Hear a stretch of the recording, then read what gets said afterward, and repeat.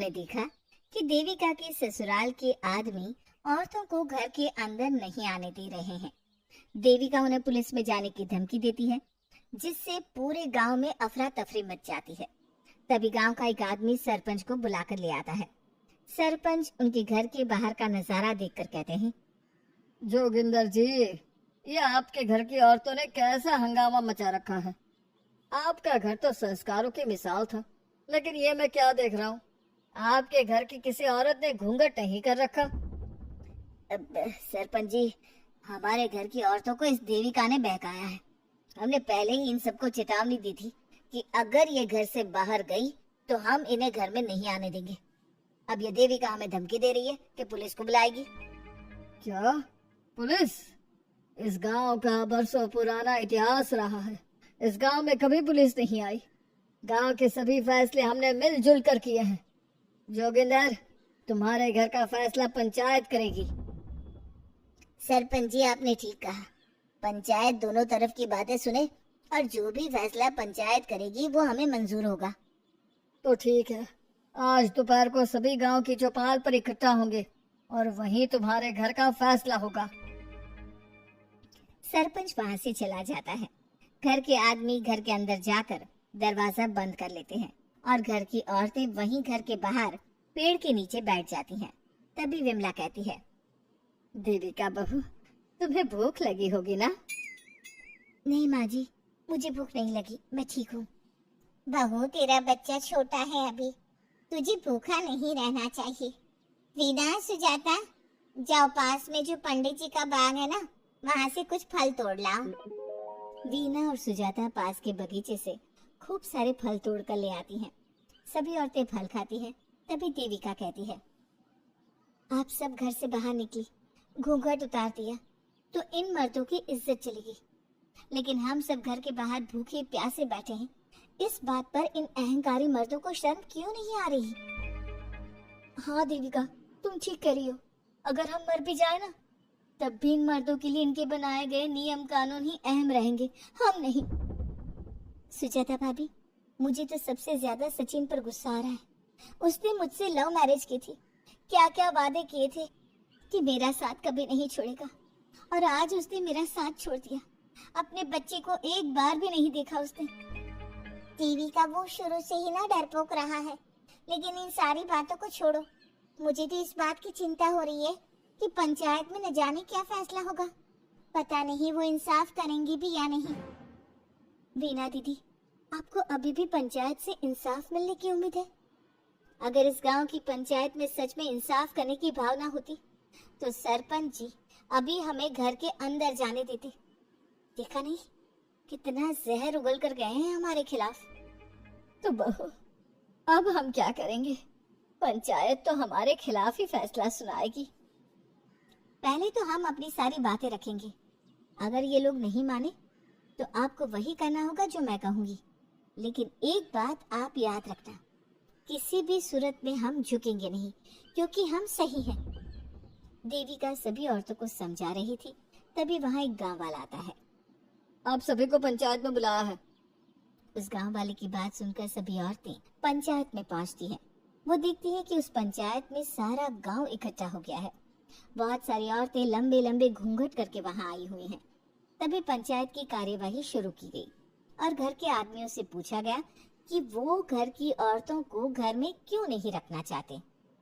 हमारे घर की औरतें ना तो घूंघट उतारती हैं और ना ही किसी डॉक्टर से इलाज करवाती है, और हमारे मना करने के बाद भी इन सब ने घर से बाहर कदम रखा, हमसे ऊंची आवाज में बात की।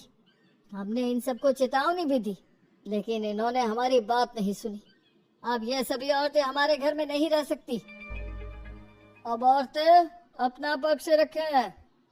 ये कानून की किस किताब में लिखा है कि औरतों को घूंघट करना चाहिए? और अगर मेरे ससुराल की औरतें मुझे डॉक्टर के पास ना लेकर जाती तो ना मेरा बच्चा जिंदा बचता और ना ही मैं। लेकिन दाई अम्मा से हम इलाज करवा रहे थे ना। दाई अम्मा को कुछ समझ में नहीं आ रहा था। देविका का इलाज दाई अम्मा के बस की बात नहीं थी। काफी देर तक दोनों पक्षों में बहस चलती रही। दोनों एक दूसरे पर आरोप प्रत्यारोप लगाते रहे। लेकिन दोनों पक्षों की बात सुनने के बाद पंचायत ने जो फैसला लिया उसके लिए तो देविका पहले से ही तैयार थी। दोनों पक्षों की बात सुनने के बाद पंचायत ने यह फैसला किया है कि सारी गलती महिलाओं की है। अगर वो अपने अपने पतियों से माफी मांग लेती है और वादा करती है कि भविष्य में कभी ऐसी गलती नहीं दोहराएंगी, तो वो घर के अंदर प्रवेश कर सकती हैं। हमें पंचायत का फैसला मंजूर नहीं है। हमने कोई गलती नहीं की जो हम माफी मांगे। और किस बात का वादा करें हम? हमने देविका की जान बचाई है, तो आप हमसे भविष्य में किसी की जान ना बचाने का वादा ले रहे हैं क्या? अगर तुम्हें पंचायत का फैसला मंजूर नहीं है तो तुम सबको घर में नहीं पुरानी हवेली में रहना होगा, जो अब खंडहर बन चुकी है। ये खंडहर तुम्हारे घर के सामने ही है। सरपंच जी, आपका फैसला सही नहीं है। एक बार और सोच लीजिए इस फैसले के बारे में। ओ शहर के छोरी, 4 किताबें क्या पढ़ ली, हमें सही गलत का पाठ पढ़ाएगी? तुझे पता नहीं कि पंचायत का फैसला यहाँ सदियों से चलता आया है और लोग उसी को मानते आए हैं। अच्छी तरह जानती हूँ सरपंच जी। अगर मैं चाहूँ तो आपके इस फैसले को कोर्ट के चौखट तक ले जा सकती हूँ। पुलिस को बुलाकर अभी घर के अंदर जा सकती हूँ। पंचायत और घर के आदमियों की शिकायत पुलिस में कर सकती हूँ और अपने बच्चे को उसका हक दिलवा सकती हूँ। लेकिन नहीं, मैं ऐसा नहीं करूँगी। मैं उसी खंडहर में रहूंगी और इस गांव के आदमियों को दिखा दूंगी कि औरत खंडहर को भी महल बना सकती है, और वो भी बिना किसी आदमी की मदद के। सारे गांव की औरतें देविका की बातें सुनकर हैरान हो जाती है। उनका जीवन घूंघट और घर के 4 दीवारी के बीच में ही था। कोई औरत अपने हक के लिए पंचायत से भी टकरा सकती है, ये बात उन्होंने पहली बार सुनी थी। अब देविका घर की औरतों के साथ खंडहर में चली जाती है। माँ जी, ये खंडहर तो काफी पुराना है। भाभी, खंडहर पुराने ही होते हैं। मुझे तो डरावना भी लग रहा है। मैं डर की वजह से कभी इस खंडहर के आसपास भी नहीं आई, लेकिन मुझे क्या पता था कि एक दिन इसी में रहना पड़ेगा। ये तो टूटा फूटा भी पड़ा है। माँ जी, एक काम करते हैं, ये खंडहर तो काफी बड़ा है, इसलिए एक हिस्से की साफ सफाई करके उसे ही रहने लायक बना देते हैं। बाद में धीरे धीरे पूरा खंडहर ठीक कर लेंगे। हाँ बहू, तुम ठीक कह रही हो। विमला भाभी और मैं इस खंडहर के टूटे हुए हिस्सों पर मिट्टी और ईंटें लगा देते हैं। सुजाता और विना, तुम साफ सफाई कर लो। सभी औरतें मिलकर खंडहर के एक हिस्से को सुधारना शुरू कर देती है और काफी देर तक मेहनत करने के बाद वो उस हिस्से को काफी हद तक अच्छा कर लेती है और इसी तरह रात हो जाती है। सभी औरतें बैठकर बात करती है।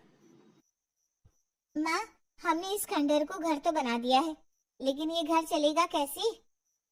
हाँ माँ जी, मैं भी यही सोच रही हूँ।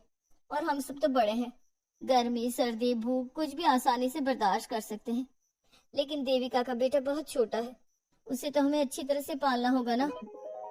मैं भी यही सोच रही हूँ कि आगे हमें क्या करना चाहिए। तम्मू और मैं मिलकर मिट्टी का चूल्हा और मिट्टी के बर्तन बना देते हैं।